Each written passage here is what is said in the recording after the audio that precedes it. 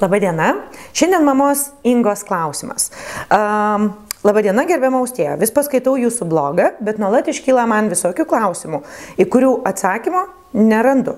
Taigi, ką manote apie tai, jog kraustyti su mažu vaiku į Londoną ir ten po kelių metų pradėti leisti į mokyklą, nuo 4 ar 5? Įdomu, kaip vaikas į tai reaguotų. O gal toks sprendimas kaip tik būtų naudingas vaiko atžvilgiu? O gal geriau nuvažiuoti ten šiek tiek užsidirbti ir grįžus į Lietuvą leisti čia į mokyklą? Beje, kaip galvojate apie tai, kad vaiką reikia leisti kuo anksčiau į mokyklą? Pavyzdžiui, 4 metų jau į paruošiamąją klasę. Nes kuo toliau, tuo daugiau matau atvejų, kai mamos skuba. Ir kas anksčiau išleidžia, vadinasi, tos vaikas protingesnis.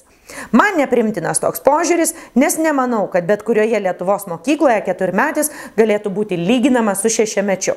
Įdomu, nekantriai lauksiu jūsų atsakymo arba kokio straipsnelio. Taigi, miela Inga, jūs užduodate tikrai svarbų klausimą.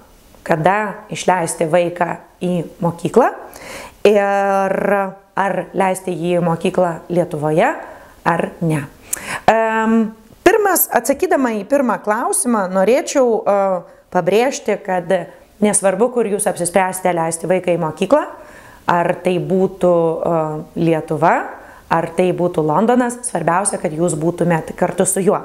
Kai kurie tėvai mano, kad vaikui yra geriau likti Lietuvoje, kol jie, tarkim, nusprendžia uždirbti pinigų kitoje valstybėje. Bet ikimokyklinis amžius yra ypatingai svarbus formuojant artimą tėvų vaikų ryšį. Tad net jeigu jūs daug dirbsite Londone ir vaikui reikės praleisti nemažai laiko ugdymo įstaigoje arba su aukle, vis viena šitas sprendimas yra geriau negu augimas su močiute arba promočiute keletą metų.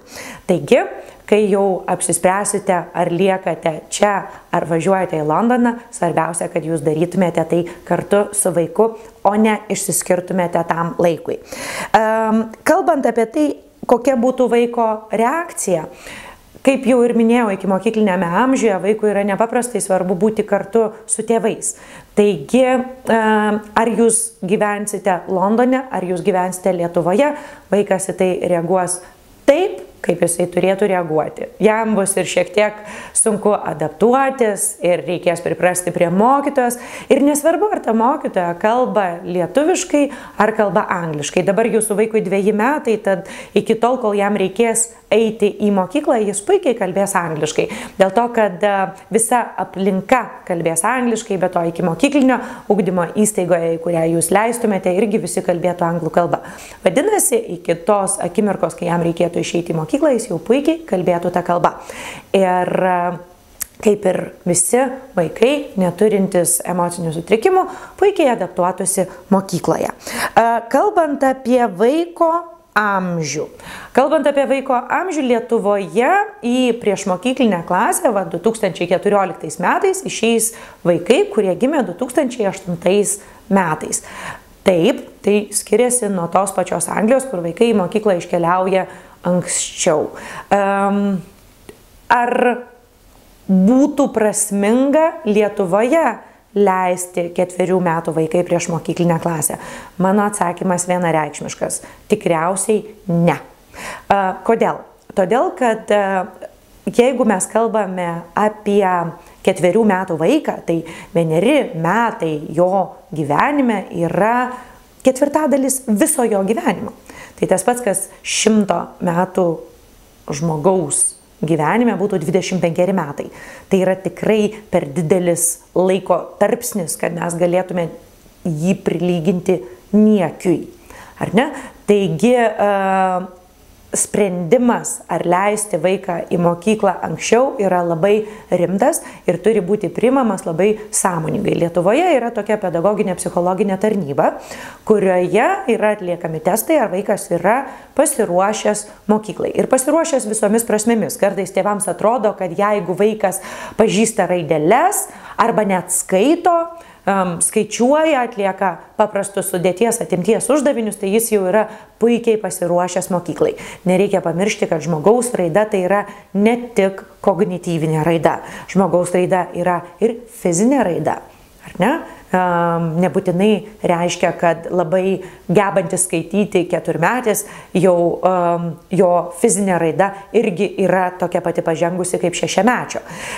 Lygiai taip pat su socioemociniais gebėjimais, ar ne? Ar jau vaikas moka palaukti apdovanojimo, ar moka išsakyti savo emocijas, ar moka susitarti, ar moka palaukti, ar sugebės atlikti užduotis duodamas atlikti namuose ir taip toliau ir panašiai.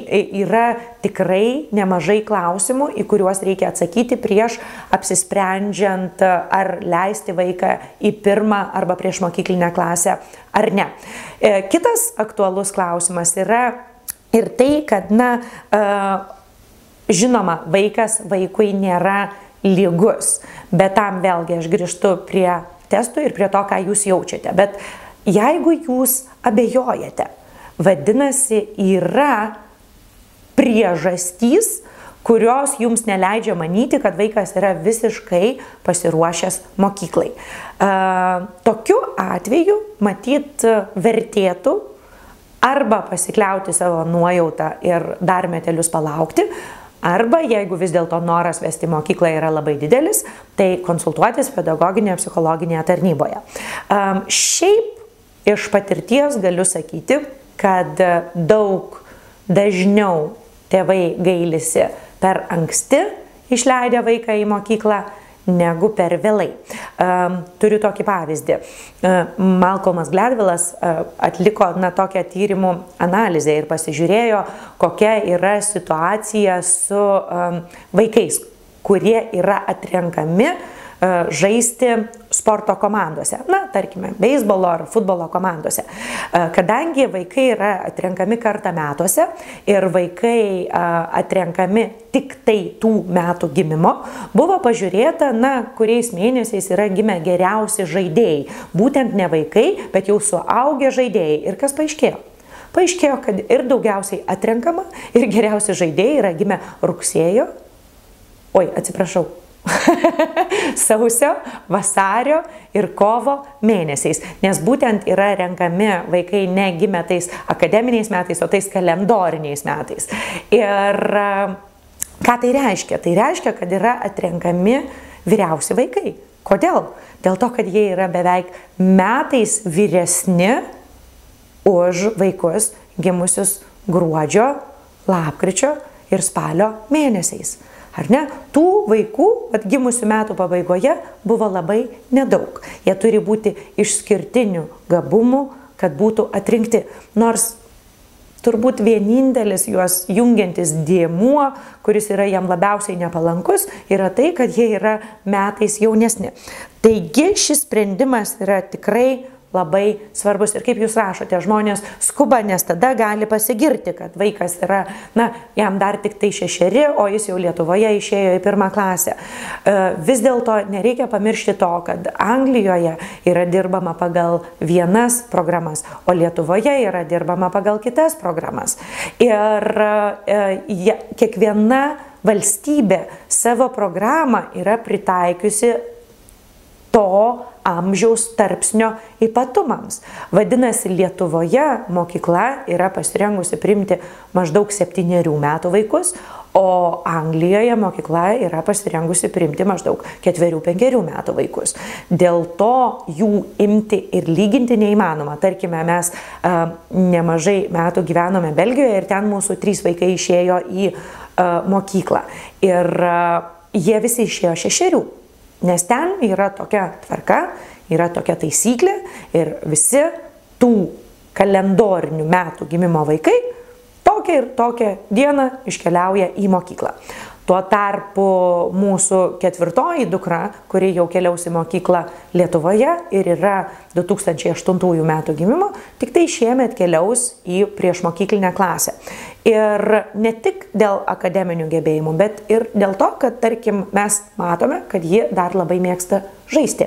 Jai labai yra tai įdomu ir tiesiog ji jausis ir tvirčiau, ir geriau su vyresniais vaikais.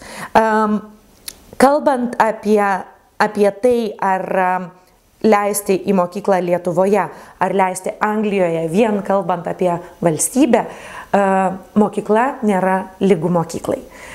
Jeigu jūs renkatės mokyklą, jūs turite rinktis, žinoma, geriausia, ką jūs galite.